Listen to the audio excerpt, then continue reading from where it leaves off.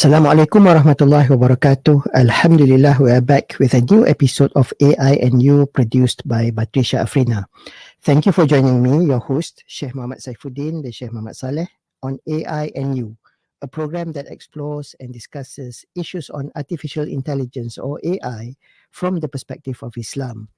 This week, ladies and gentlemen, we are fortunate to be joined by a special guest who will discuss a very interesting topic, and that topic is when humanity meets AI. Please welcome Dr. Aznan Zuhid bin Saidin, Assistant Professor, Department of Information Systems, Kulliyyah of Information and Communication Technology or KICT at the International Islamic University Malaysia or IIUM. Assalamualaikum, Dr. Aznan. Welcome to AI and You. Waalaikumsalam. Thank you, Dr. Sheikh. Thank you for sparing your time with us. I'm happy that you could join us this afternoon for our discussion. Dr. Aznan, to start off our discussion on the topic when humanity meets AI, in general terms, how can we explain the relationship between human beings and technology? Okay, thank you, Dr. Sheikh. So, if we look at the relationship between humans and technology, so probably what comes to my mind is that when we look at, for example, at school, our children in their science subject, they have early on been exposed, okay, the difference between living and non-living things. Okay, so it is clear that what are living things and what are non-living things. Okay. So when we look at technology, obviously it is not a living thing. So hence the what is a perspective that we should have is we should understand that technology is a tool or is a machine or is a process that we create. Okay, but it is something that will never be a living thing. Okay, in any manner. And even though if we look at, for example, the current advancements in AI, so we have like intelligent agents, okay, or virtual friends, okay, but they are still not living things. Okay, they are still part of the technology. So hence, in this situation, we should bear in mind that our focus is on looking at the human being itself. Okay, in this situation between human and technology. So it consists of people or humans who develop the technology, people who deploy or distribute the technology, and people who use the technology. Okay, so we have, for example, just to mention here, an advocacy group in US. Okay, they call themselves "All Tech is Human," meaning to emphasize that whatever that we are doing with technology, the focus will always be on the human being. Okay? If we look at the slogan for MOSTI, Ministry of Science, Technology and Innovation, so part of the slogan mentions about humanizing or humanization of the technology. So this can give a double meaning. On one part, it could probably mean that we would want to create the technology to become a human, but that is not what is meant here. But rather, it is focusing on developing the technology to serve the needs of the humans. So here we can understand two things. Humans should be above the technology, and we need to understand what are the needs of the human beings. In other words, we are talking about human-centric technology, where technology serves our purposes. Yeah, serve the purposes of the human beings. Right, Dr. Aznan, with that introduction, having explained the relationship between human beings and technology, let's narrow down to artificial intelligence or AI. How can we view the relationship between humans and AI with the knowledge that people tend to look at AI as something that is, in fact, some people say that AI is superior to human beings. So what is your view on this? Yeah.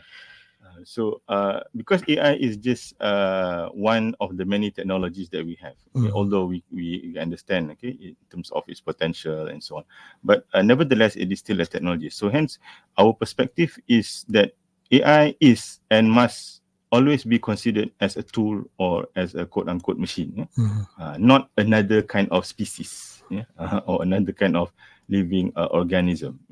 There is this futurist, means people who look at studying the current situation and future possibilities. His name is Gerd Leonhard from Switzerland. So he mentioned that we should say that AI is IA, which is an intelligent assistant. Okay. IA, meaning that we have a very what we call advanced kind of technology in terms of AI, but it will be assistant to us. Not something that is going to sort of like be in control of the human being. So generally, we say that when we are looking at AI, it involves complex and fast processing, of data, which previously was centered to clustering or predicting outcomes. But now it also includes generating. So hence we have the generative AI that people are using a lot today. So this generative AI, they train with the data. We give them the prompt, and then they would produce the output according to what we require. So the issue is here, when we use this artificial intelligence, how much can we trust it? How much can we trust the AI, especially when we look at where we are more and more outsourcing our decision making to the artificial intelligence. Whereas we know that there is the possibility of mistakes or what we call hallucination and so on. But what would be our level of confidence or trust to the AI? Because artificial intelligence or technology in general does not have any agency, or we say in Arabic taklif. Is not responsible for anything, because we are responsible. They operate in an automated manner. They operate in an autonomous manner. So we are releasing more and more of our what we call affairs to the artificial intelligence. So we would have to set what we call a certain degree. How much do we want to give the trust to the artificial intelligence? And maybe just to add on this, the co-founder of Center for Humane Technology, Tristan Harris, so he mentioned that when he was looking at the situation of human beings with social media, which involves AI in the algorithm. So he mentioned that in this situation or in this relationship, we see that the human beings have failed, in the sense that all the problems or issues related to social media, like addiction and other matters. So if with that kind of AI, we have already been at a disadvantage. So how we should be more prepared, and maybe we should be more prepared with the new generative AI. Right. So the challenges are indeed daunting when it comes to AI. I think one of the concerns is something that you rightly mentioned, is that we have outsourced a lot of things to AI, and one worry is that we probably, some people may even outsource their thinking process to the AI, which should not be happening. So with that in mind, after looking at the relationship between humans and AI, how then should humans deal with AI? Okay, so we should be looking at AI in the sense that how can we make use of AI? Well, actually not just make use, but how can we develop, deploy, and also use AI in a responsible manner? So hence we have this term called responsible AI. For those who create, for those who use the technology, how are they going to what we call do it in a responsible manner? And also we have another concept of AI safety, so that people would be able to use the technology in a safe manner. So then we can see that it is mentioned that there is the need for us to set the guardrails, meaning the guidelines on how we should be going about on doing this.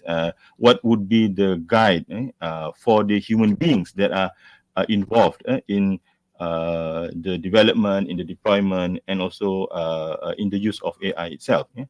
So what are the guardrails that are in place? We look at large organizations, or even any kind of organization or company that is developing the technology, like OpenAI, Google DeepMind, Meta, and all this. So they are all humans, right? So what would be the guide for them in carrying out their what we call purposes. What is the motivation behind what is the technology that we will be seeing coming out, from these organizations. If we look at in terms of the legal aspect, so now we have the AI Act from the European Union, okay, which we can say many countries are looking at it as a form of reference. And in the context of Malaysia, most recently, MOSTI has produced the AI guidelines and ethics for AI, which I would say is a very good document and a very good reference for us when we look at how we are going to handle or deal the situation with artificial intelligence. Right. Definitely, I think one of the concerns with the technology AI is that how will this impact Muslims? So, from your point of view as an academician, as a researcher, what would be some aspects related to religion and Islam that we should be, concerned with when we look at AI? Okay, right. To respond to this, I just would like to share a joke that was going around in the early 1960s. So this is the time when, we had all those big computers, that companies or organizations or we can say governments would use to what we call basically that was the computer at that time. So the joke was there is this technician, so he was manipulating and using the computer, and he was like fascinated with the capability and the nature of the computer, of course, at that time, to process the data and so on. So he input a question to the computer. Since you are so much what we call intelligent, powerful, can you tell me, is there a God? And then the computer gave the answer, there is one now. Basically referring to itself. Okay. Yeah. So in what we call Greek, we have this term Deus ex machina, God from the machine. The ghost in the machine. Thank you. So we see that some people have very much faith in the power of technology. Okay, now there is in Silicon Valley, a group of people who believe, that AI is kind of having like God-like properties. It's not new. Previously, during cloud computing, looking at the capabilities of cloud computing, so there was one author that even labeled this as kind of like God-like properties. So he just gave the name iGod, like iPhone. So we have iGod right now. Okay, so for Muslims, I would say that one verse that, sorry, not one, but some verses that we can refer to from Surah At-Tin. Surah At-Tin, whereby Allah SWT has mentioned, Auzubillahi minasyaitonir rajim, laqad khalaqnal insana fi ahsani taqwim, thumma radadnahu asfala safilin, illa allazina amanu wa amilus solihat, falahum ajrun ghairu mamnun. Indeed, we have created humans in the best of form.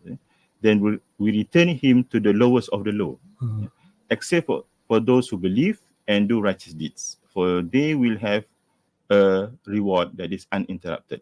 Okay, so meaning that in this verse, Allah has mentioned that humans beings are the best creation. So certain scholars of tafsir, for example, like Ibn Kathir and Al-Qurtubi, in giving the explanation to this verse, they mentioned that what does it mean when humans, after being created as the best creation, they are returned back to the lowest of the low. Okay, so they explain that it refers to the hellfire. Okay, why? Because they are not obeying in what Allah has commanded them, meaning for not following the guide given by Allah Ta'ala. Also, they also mention this as have gone astray, or in a way say dalal. So for the same reasons, so they cross-reference this to the verses from Surah Al-Asr, the second and the third verse. Innal insana lafi khusr illa allazina amanu wa amilus solihat. So indeed, mankind is in loss except those who have faith and do good, and urge each other to the truth and urge each other to the perseverance, because there are the similarities of the terms between these two verses. So one is talking about human being after becoming the best creation is now in the lowest position, and in Surah Al-Asr mentioning that humans are all in the state of loss except those who believing and doing the righteous deeds, which is also mentioned in Surah At-Tin as well. So we can say that in this sense, okay, we should not lower ourselves to the position below the standard of the human being that Allah Ta'ala has created us as the best creations. Right. So when it comes to technology, in our focus of discussion today is AI. Human beings should not be subservient to the technology. Yes. Doctor, just something that attracted me when you mentioned about I God. I think one of the concerns with AI is that some unknowingly are looking at AI as a form of a new religion. Perhaps you have some comments on this? Yeah, because we can say that people who are fascinated with the technology, with the capability of technology, okay, but fails to see it as a tool, as a machine that will assist them in life, but rather see it as something that has this quote unquote powerful capabilities, or they call it the godlike capabilities. So because we can say that humans, they are in search of this, what we call superpower, in their life, right? And that is, the fitrah of the human that Allah has created. So unfortunately, they have probably, tried to find it in the wrong place. So that is, we can say something that for us as Muslims, we are clear on this, okay? Based on our aqidah, based on our sharia, we know, we understand our position in this life as the creations of Allah Subhanahu wa Taala, and one day we will leave. So our direction is clear, alhamdulillah, as Muslims, and this is something that we can bring forward to the society. Right. So moving forward, Dr. Aznan, what would be some of the issues that we should be giving attention to when it comes to AI?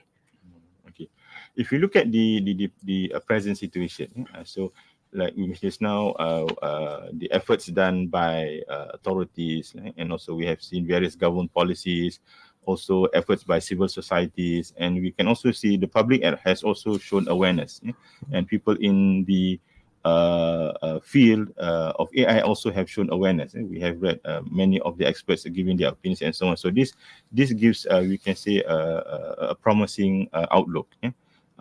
And we hope that the technology companies, because a study was conducted and it was seen that the as compared to like 10 years ago, the surge of the research and development in AI has increased tremendously, and they are highly funded by these big tech companies. Okay, so the direction of the future development of AI is highly dependent on what they are doing.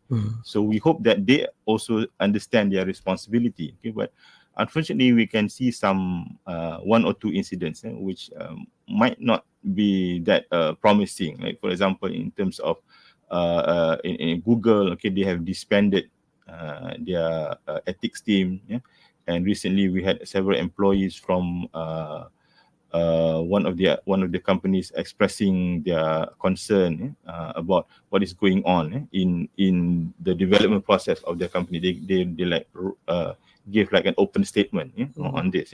So that is something that we need to pay attention to, and we can look at, for example, when we set our direction, okay, so we shouldn't be losing our control in the development and in the processes that we are involved in. So the guidance from Surah At-Tin just now, okay, can be a point of reference, okay, and also as mentioned in a recent discussion that we had, okay, we decide what is the path that we want to take. from the very beginning?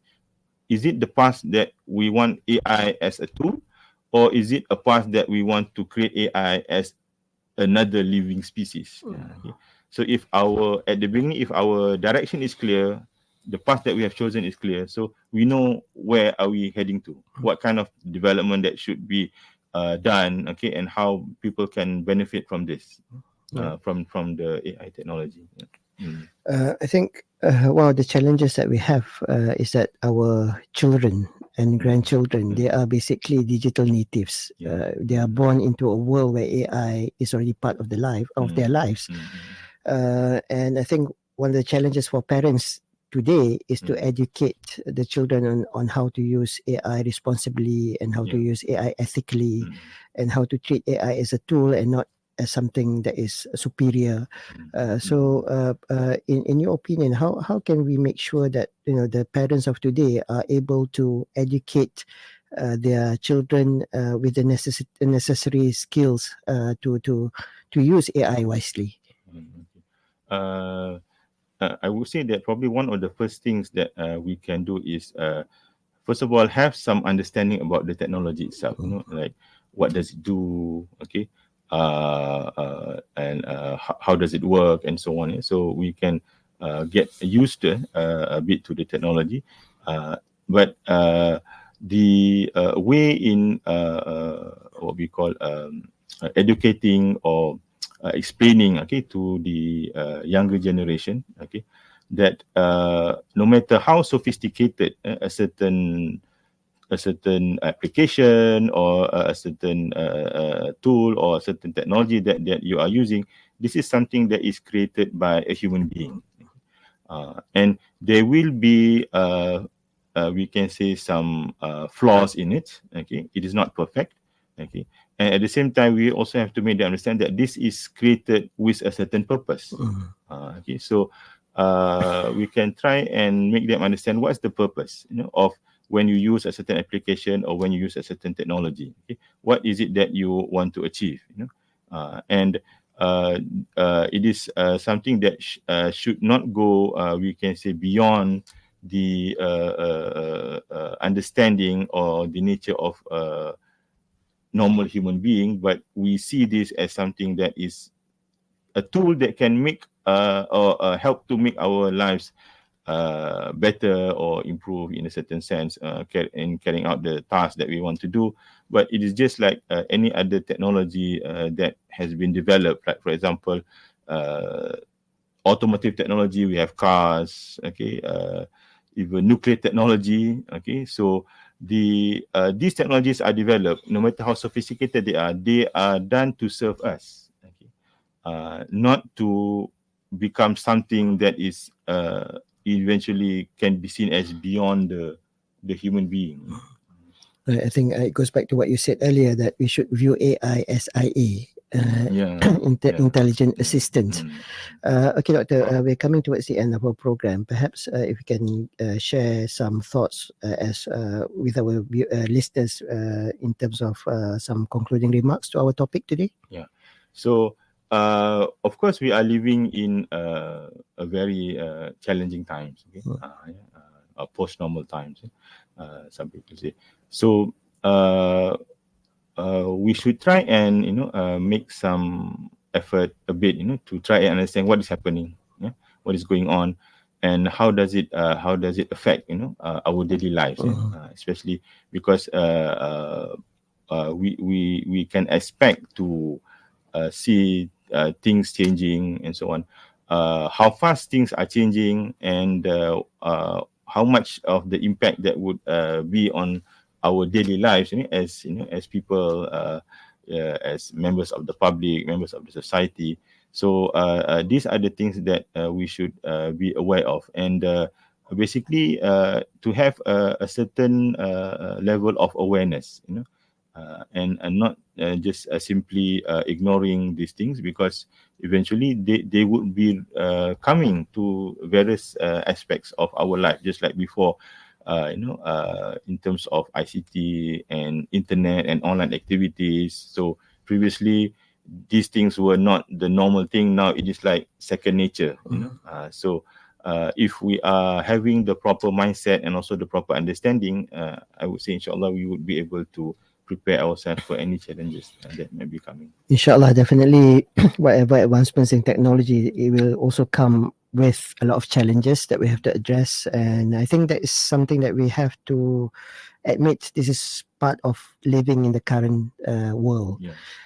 Thank you, Dr. Aznan, for sharing your views on the topic when humanity meets AI. Definitely, I think there are so many other things that we would like to discuss. But inshallah, there will be other opportunities. And for me, personally, this is a very important topic for us to take note of. How should we, as Muslims especially, deal with technologies such as AI so that we can use it for our benefits, so that we can use it as something that can help us in making our lives more efficient, perhaps even improve aspects of our quality of life. But more importantly, we should use it in a manner that is ethical and in line with Islamic principles. Whatever it is, we have to realize that AI is already part of our everyday lives. We cannot escape it, and most of us are using it without even realizing it. Yes. And we need to be aware of how to interact and utilize this technology appropriately, and as I said, in line with Islamic principles. You have outlined some of the principles that we should be aware of, and I think this discussion has given some enlightenment to our listeners, inshallah. It is my hope that our discussion has given a better understanding on how we as mankind should deal with a technology such as artificial intelligence. We have come to the end of our program for this week, and before we end, I would like to thank again our guest, Dr. Aznan, for joining us on this week's episode of AI and You. And that's all the time that we have for this week. For the last 30 minutes, you have been listening to AI and You. I'm Shaykh Muhammad Saifuddeen with Shaykh Muhammad Salleh, signing off until next week. Wabillahi taufiq wal hidayah. Wassalamualaikum warahmatullahi